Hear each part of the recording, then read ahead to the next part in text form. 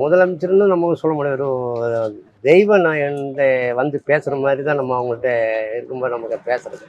ஆனால் நம்ம யாருக்கிட்டே அந்த மாதிரி பேசுனது கிடையாது. யாரும் அந்த அளவுக்கு ஒரு பெரிய ஒரு ஆளுக்கிட்ட நம்ம பேசுனது கிடையாது. அவங்களே கூப்பிட்டு என்கிட்ட பேசுகிற டைமில் ஒரு தெய்வம் இறங்கி வந்து நம்மகிட்ட பேசுகிற மாதிரி இருக்குது. அவங்கள்ட்ட பேசும்போது நமக்கு உள்ளுக்குள்ள ஒரு பயம், அந்த அந்த சந்தோஷம் ரெண்டுமே கலந்து வர டைமில் என்ன எது பேசுறதுன்னு நமக்கு வாய வர மாட்டேங்குது. அப்பா அம்மாவே கூப்பிட்டு பேசுனா, நீ தைரியமாக பேசுகிறா, என்ன வேணால் எது நீ சொல்லு, இந்த மாதிரியுமே எனக்கு கடை தான் தேவை. ஒரு 5 வாட்டி முதலமைச்சர் ஆயிருக்காங்க. எப்படி இருந்துச்சு அவங்களோட அப்ப பாக்குறதுக்கும் முதலமைச்சரா பாக்குறதுக்கும்? அவங்க எப்பவுமே ஒரே மாதிரி தான் இருக்கும். ஏன்னா முதலமைச்சராக இருக்க டைமில் கொஞ்சம் போலீஸ் செக்யூரிட்டி அது இது பயங்கரமாக இருக்கும். இல்லை சாதாரண ஒரு இதாக இருக்கும். அப்படும் அவங்க ஒரே மாதிரி தான் போகிறது வர்றது எல்லாமே ஒரே மாதிரியாக தான் இருக்கும். ஏன்னா அந்த முதலமைச்சராக இருக்கிற டைமில் கொஞ்சம் செக்யூரிட்டியோட கூடி போகும்போது வரும்போது நம்ம பார்க்குறதுக்கே ஒரு அட்டகாசமாக இருக்கும். ஒரு கடலில் அந்த காரில் உட்காந்து வரும்போது கடலில் அலை அடிச்சுட்டு வர்ற மாதிரி அந்த காரில் உள்ளே உட்காந்து வர்றதோ அவங்கள பார்க்கும்போது நமக்கு உள்ள ஒரு சந்தோஷம் வேற, அதோட மேலே வேற எதுவும் கிடையாது. அந்த அளவுக்கு நம்ம ஒரு தெய்வமா நம்ம மனசுக்குள்ள வாழ்ந்துருந்தேன். அப்போ உள்ள போயஸ் கார்டனுக்கும் இப்போ இருக்கிறதுக்கும் எவ்வளவு வித்தியாசம்? எவ்வளோ 90% மாறி போயிட்டான்.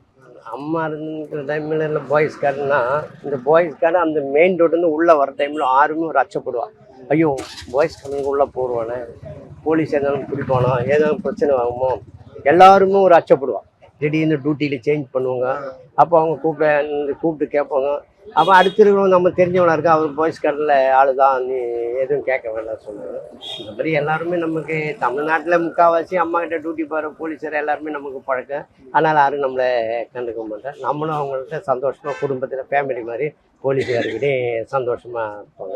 இவ்வளவு பாசம் அன்பு அந்த உணர்ச்சிகரமா வெளிப்படுத்துறீங்க. அந்த இறந்த அன்னைக்கு எப்படி இருந்துச்சு? அந்த செய்தி நமக்கு அந்த செய்தி நாங்கள் போகிற டைமில் அம்மா ராத்திரி 9:45 நாங்கள் கடை க்ளோஸ் பண்ணுறேன் ராத்திரி.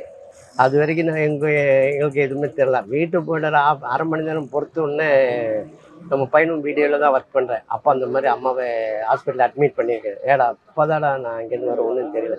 இல்லைப்பா இப்போ தான் நான் வீடியோவில் தெரிஞ்சுட்டு வரேன், இந்த மாதிரி அம்மா அப்போல ஹாஸ்பிட்டலில் அட்மிட்.